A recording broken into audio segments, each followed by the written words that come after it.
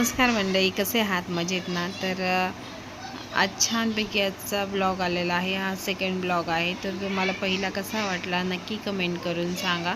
इथून पुढे आपले असेच ब्लॉग येत राहतील नवनवीन.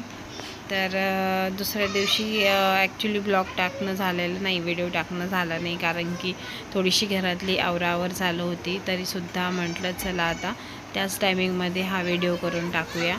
तर कसे वाटतात व्हिडिओ नक्की कमेंट करून सांगा आणि चॅनलला लाईक शेअर सबस्क्राईब करायला विसरू नका.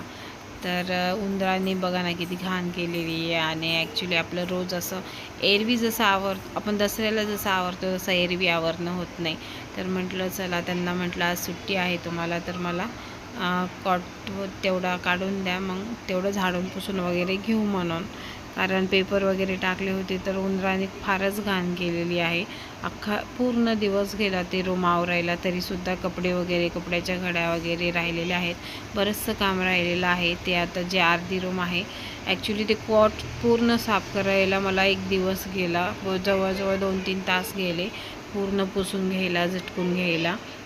आता हे फक्त लावायचं राहिलेलं आहे. पूर्ण पुसून वगैरे सगळं घेतलं. आणि इकडच्या बाजूला थोडेसे कपडे वगैरे पण आहेत.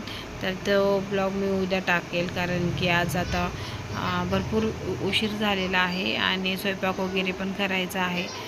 तर म्हटलं चला 2 दिवस सुट्टी आली आहे, संडे मंडे, तर थोडीशी रूम साफ करून घेऊया. कारण की लहान लेकरं म्हटल्यावर लेकरं कसं राडा करतात. उन्नती बसलेली आहे इथे अभ्यास करत, आणि माझ्याकडून इथे पाणी सांडलं सोप्यावरती, कारण मोनोने ती बॉटल भरून ठेवलेली होती आणि तिचं टोपण पॅक लावलेलं नव्हतं, त्यामुळं माझ्याकडनंच पाणी सांडलं. आणि हे बघा सगळी रूम वगैरे आवरून घेतलेली आहे. सोफा वगैरे सगळं काढून स्वच्छ पुसून वगैरे झटकून सगळं जिथली तिथं लावलं. आणि आता मला स्वयंपाक करायचा आहे, त्याच्यामुळे आता मी जाते स्वयंपाक करायला. तर कसा व्हिडिओ वाटला ते नक्की सांगा. हे जे आहे आपण उद्या आवरूया.